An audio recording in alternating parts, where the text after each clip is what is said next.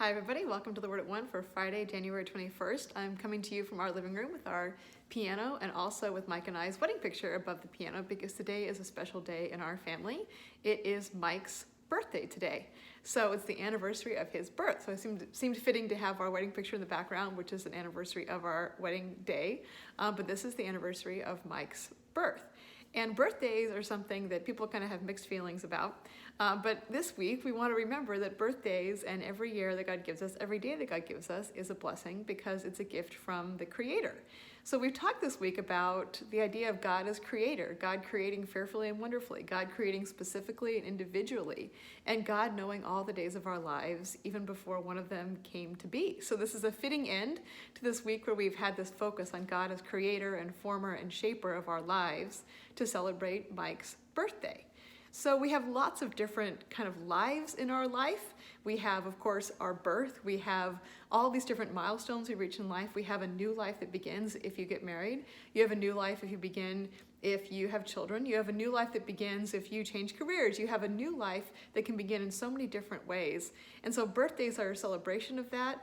Special occasions are a celebration of that, remembering what God is doing and what God is up to.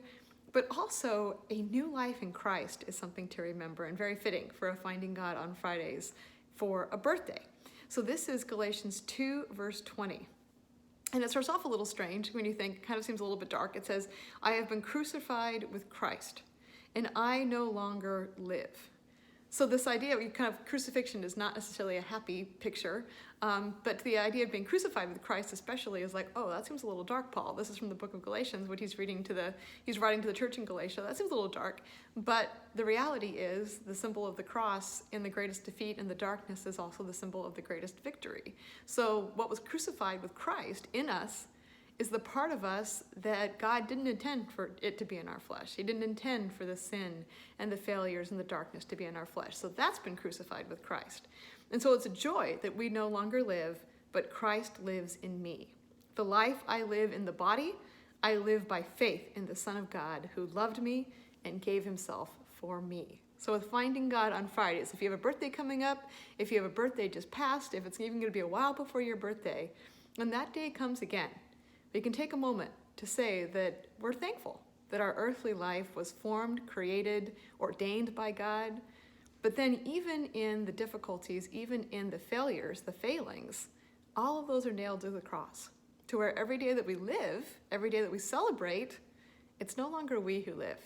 It's us who live in Christ, who loved us and gave himself up for us.